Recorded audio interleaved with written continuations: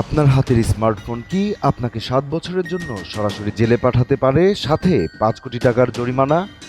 শুনতে পাগলের প্রলাপ মনে হলেও ঠিক এমন এক ভয়ঙ্কর পরিণতি অপেক্ষা করছে দেশের লাখো তরুণের জন্য।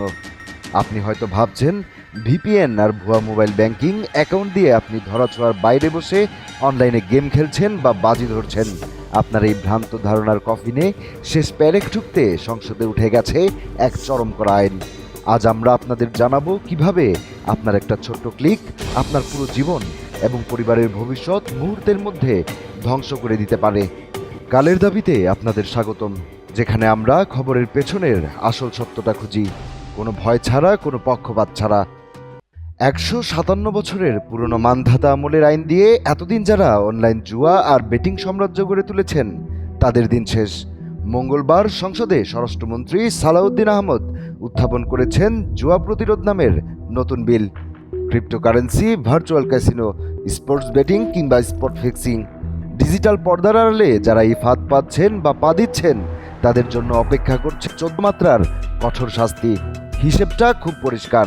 আপনি যদি সাধারণ জুয়ায় জড়ান, ২ বছরের জেল বা ২ লাখ টাকা জরিমানা। আর অনলাইনে জুয়া খেললে সেটা ৫ বছরের কারাদণ্ড অথবা ১ কোটি টাকা জরিমানা। কিন্তু সবচেয়ে ভয়ঙ্কর ফাঁদটা অপেক্ষা করছে অনলাইন বেটিং এবং ম্যাচ ফিক্সিংয়ের জন্য। এতে জড়ালে সর্বোচ্চ ৭ বছরের জেল আর ৫ কোটি টাকা জরিমানার প্রস্তাব করা হয়েছে। সরকার এবার পরিষ্কার বুঝিয়ে দিয়েছে, দেশের অর্থনীতি আর তরুণ সমাজকে বাঁচাতে এই ডিজিটাল ক্র্যাকডাউনের কোনো বিকল্প নেই।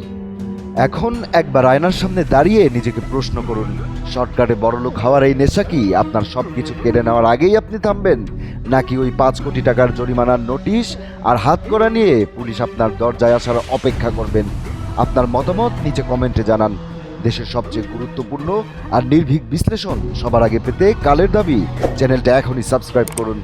ভালো থাকুন, সচেতন থাকুন। কালের দাবি সবসময় আছে আপনার পাশে।